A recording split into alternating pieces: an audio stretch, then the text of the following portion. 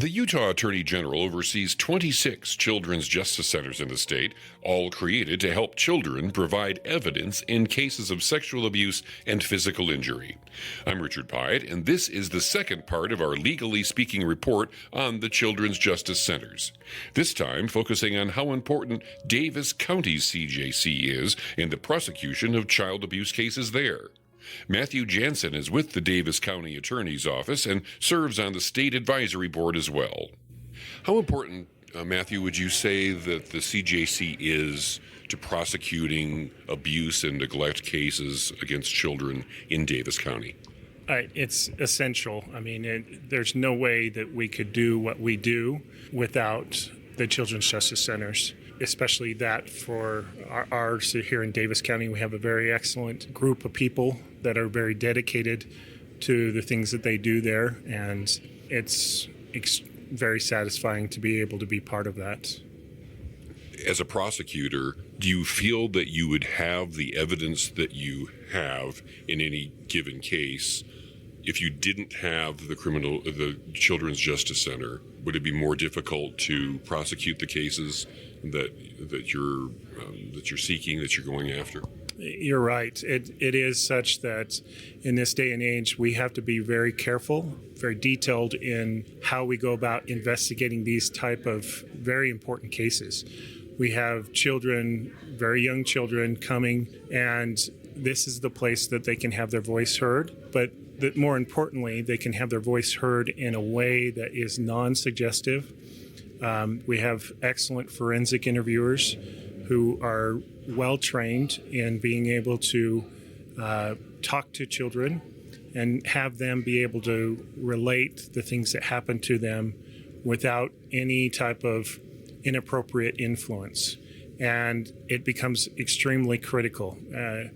There are investigations years ago. We didn't have the CJCs, and investigations were relied upon by what a child said to several people, and they would be interviewed multiple times in different settings, non-controlled environments, not recorded, not video recorded, and that was just grounds for attack as to the credibility of that child.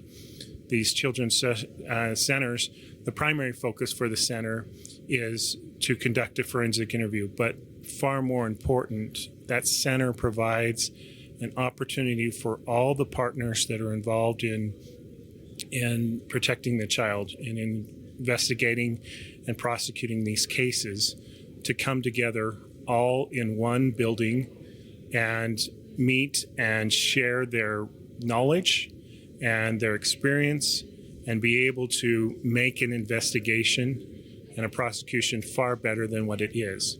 So that's the critical part. But then for the victim themselves to be able to come to a Children's Justice Center, it's incredible to see them come to this home-like environment and have very caring people talk to them, give them medical treatment, give them resources to mental health and counseling, and the wraparound for not only the victim, but the victim's family.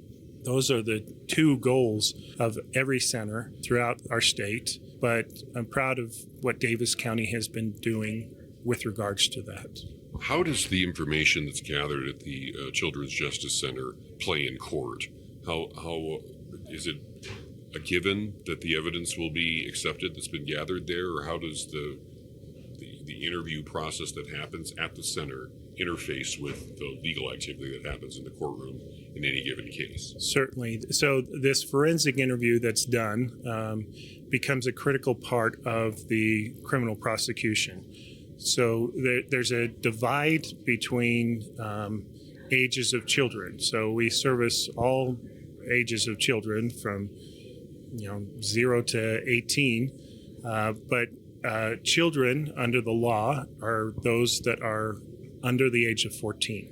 And those interviews are allowed to be used in preliminary hearings, which is the initial hearing to establish probable cause.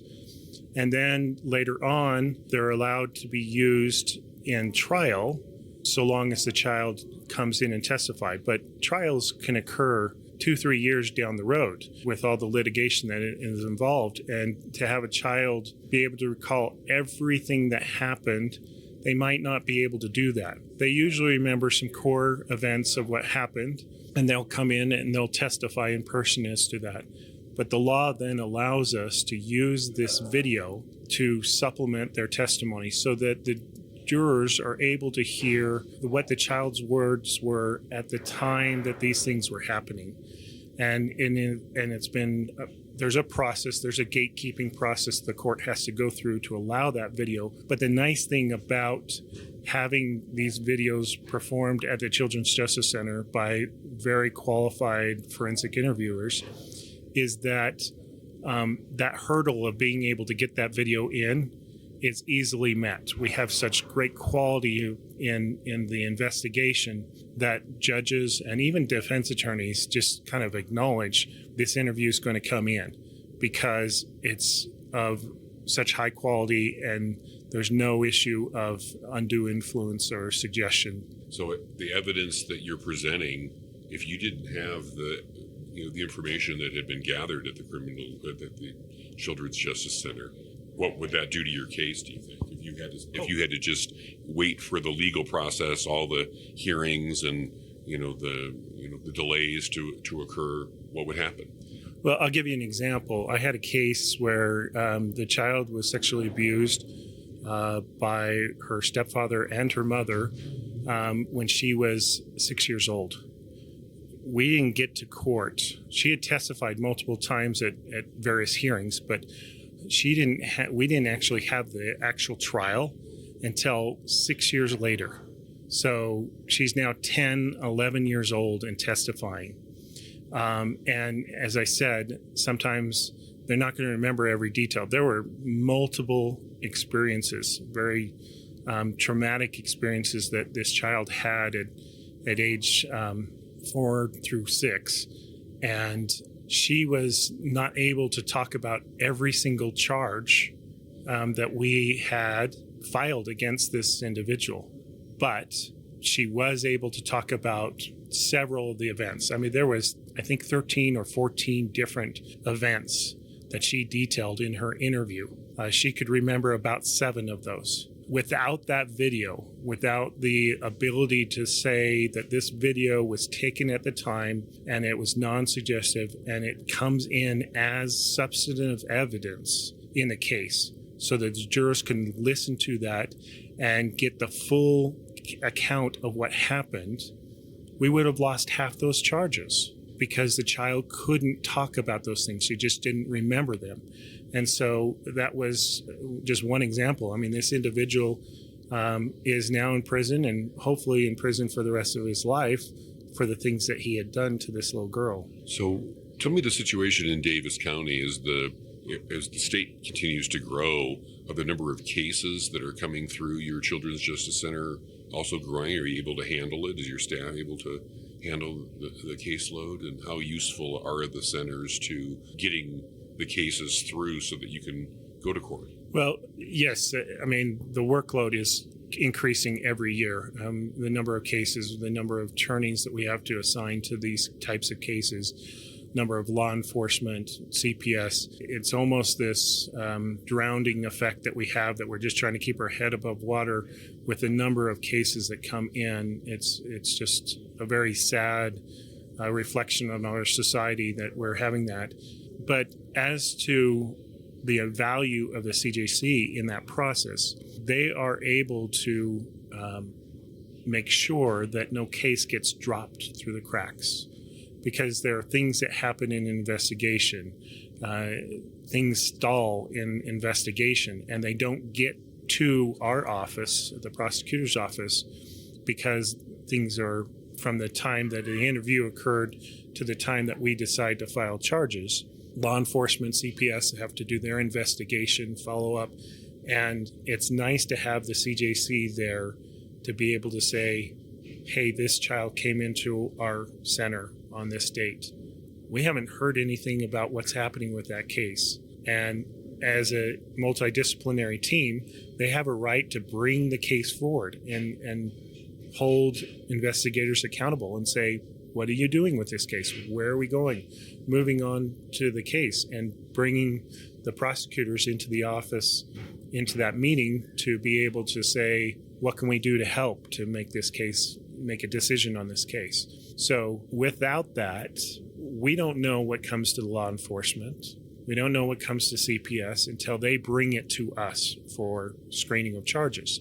But the centers do know what has come through their door, and they're able to track and monitor, and that's part of their responsibility, is to make sure that everyone's accountable in this process.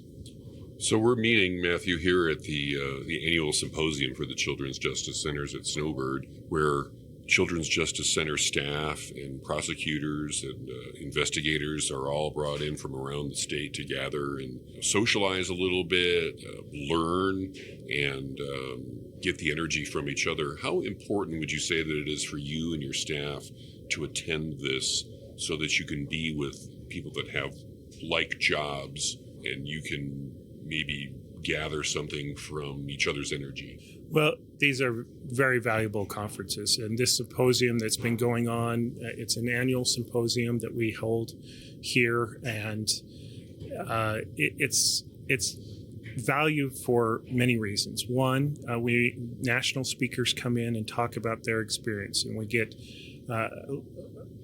outside the box type of thinking going on, and we can have that discussion here in this state as to how to better do our jobs.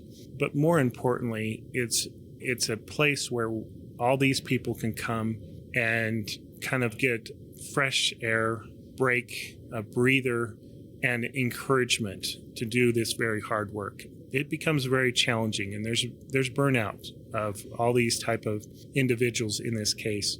To be able to come here and see that you're not alone in your task, that there's many people fighting this fight, is extremely important to the soul, right?